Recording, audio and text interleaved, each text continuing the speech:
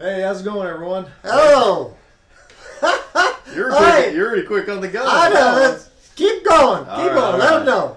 My name is Briggs. This is my dad right here. We are the two owners of Miles Pellet, and we're giving you guys another pellet repair video. We are working on the Breckwell P22 today, and we're going to be changing out P22i. Insert. Thank you.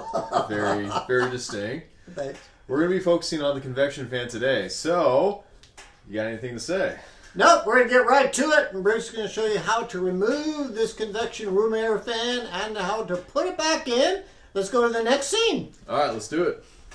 Okay, friends, before you work on a stove, as Brett always says in Briggs, unplug your stove prior to doing any work on it. If you feel uncomfortable and you're local, you can call Briggs and I and we'll come out and provide service. If you're from another area, call your local service provider. So there you go. There's the safety tip. These are the tools that you're going to need today in order to take out the room convection fan and how to put it back in. So you can use a standard impact, kaboom, and then a 3/8 adapter and an extension for that. Or you can go old school, a 3/8 ratchet with an extension. And that's all you need. Are we there? Are you going to say, but wait, there's more? No, there's no more. Okay, We're just going to show you how to do it. Follow along. Let's go. All right, let's get to work. One thing I do want to say, for us right here when we're demonstrating this, we have a lot of room so you're able to see. It's up on lift in the shop, so it's a little easier for us to do this. In reality, when you guys are doing this at your home, it's going to be in the fireplace. So what that means is you're more than likely going to have to be taking your stove, pulling it out a little bit, and we recommend removing the panels, specifically the top one and the side one with the control board and disconnecting the wire. And that way, with your stove pulled out a little bit and these panels out of the way, you're able to access more on this side a lot easier rather than pulling it out, this is still here, and then you're going like this. So just a quick tip on that. So facing the stove, left side where the control board is where you're going to find your convection fan. It is here, right here. How to remove it? There are going to be 4 bolts on each corner right here. You're going to be using a 3/8 to get rid of that. So let's clean this up a little bit. Your control board right here, you know what? Disconnect this Molex connector as so, and just put it to the side. Oop, don't want to let that get away. Just kind of put it aside, get it out of the way. The less wires you have to kind of wiggle around with, the better. So I'm going to slowly go in here. Dad, can you see that all right? You got enough light in there? I think it's just wonderful. You're going to disconnect those power wires? You know, slowly. I kind of got my little tidbits on here, but I just don't want to disconnect. I'm going to back up. Keep going. It's great. Yeah, you can disconnect more wires if you want. Just remember, the more you disconnect, the more you have to remember to put back, and you want to put the right wires back to where they are. So anyway, without further ado, let's get to it. So you're going to take your 3/8. You're going to be slowly taking out these bolts one by one. So go over here. Got the right side done. This side over here, the left one, is a little tougher. I may have to switch over here. Sure. So they can see it. Around. This one right down here by the motor, this one's a tough one, but if you have a good enough, long enough extension, you can get the bottom left one. I didn't really get that well, but folks, you can see it. There's going to be 4 around the box or the opening, and Briggs took the one. Can you put your finger down in there where it was? So first I took the bottom or the top right. I went for the bottom right. I left the top left one on so it holds better, and then I went for the bottom left, which is really tucked in there, very hard to see. Okay. Oh, catching on my watch. All right, we're gonna get the last one in there.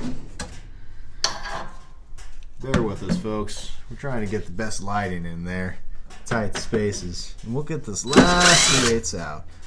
Number of times, if your fan's been sitting in there for a while, it's pressed in there and it's going to be stuck to the gasket. So it's just held right there for time.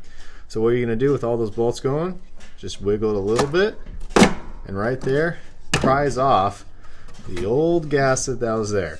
Sometimes the gasket will stay on the fan, and sometimes it'll stay on the actual wall of the stove right there. So here, we're going to take this out. Take the wiring that's up here, and you can disconnect this wiring ahead of time if you want. It doesn't really matter, it just depends on what your preference or organization. Take these off, just pull them apart as so. 2 leads, right? 2 leads, and right then and there, got your fan out. Okay, here we are again. Now, Briggs took out the room convection air fan, and so this one here, you know what I would do, time permitting, if you use your stove as your primary heat source or use it quite a bit every year, take this out every year and do a little cleaning. So you could use compressed air or a paintbrush or a toothbrush, but these fins right in here, you basically want to go in with a toothbrush and clean each fin and take the dust, dander, all the garbage out of there. And you can use compressed air too.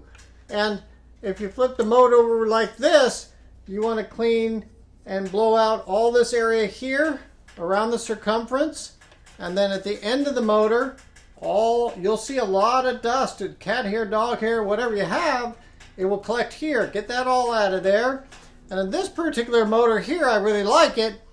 There's a little teeny spot here that when you go like this, you can take household oil, just put like 3-in-1, a couple of drops in there, and that will lubricate the fan, and longevity will be there for you. So just a little tip, you can do it. If you got compressed air, go to town on this thing. If you don't, just use brushes, do what you can to keep it as clean as you can so it will last longer. So Briggs, you ready? Let's do it. He's gonna put it back in. Let's go.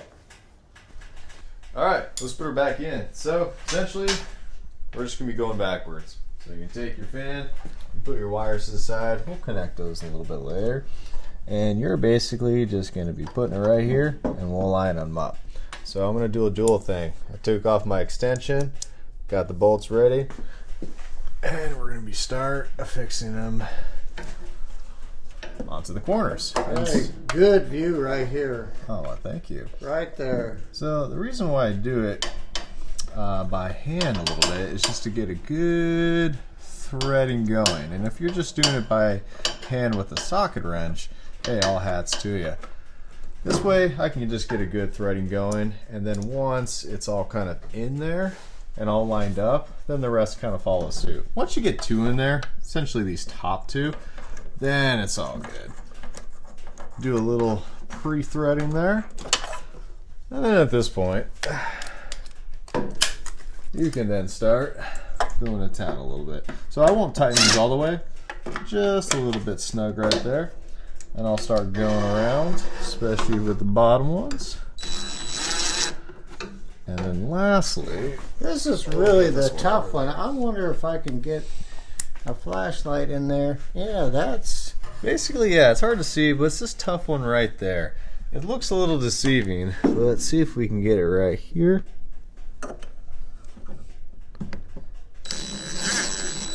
bottom left. The bottom left, it will work quite well with the extension. Make sure it brings out all the way. And let's remove that. There we go. Yeah, once that bottom left one is in, you're pretty much good. You can go around, just slowly tighten, as so. And uno mas.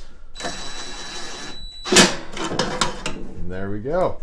So the fan's in, it's solid, spins, nothing's in the way, we're good. Now, don't forget your wires. Now, more than likely, these ones, we like connecting them back in the same spot. So on the fan, you got a white one and a colored one.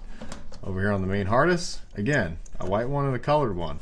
We like matching them up. Just put white on white right there, as so. Just the same as you found them. Better safe than sorry. 2 color ones, red and red. Again, better safe than sorry. Connect them same as so. Now, keep your wires organized so they stay a little out of the way of things. Always good practice. And before you push it back, don't forget, to connect the Molex connector, the main wire harness, to the brains of the stove. So right then and there, your fan is replaced. Ready to tuck your stove back in, turn it back on, good to go. And stick with us, one more thing.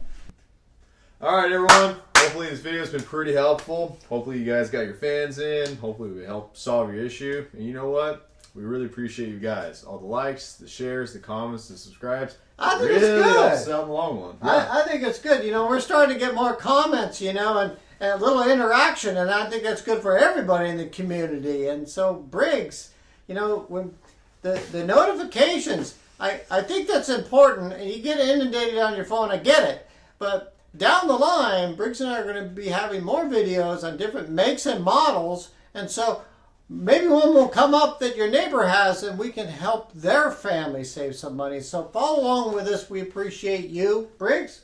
Yeah, we appreciate you guys. Yes. Thank you so much. We'll see you in the next one. See you guys.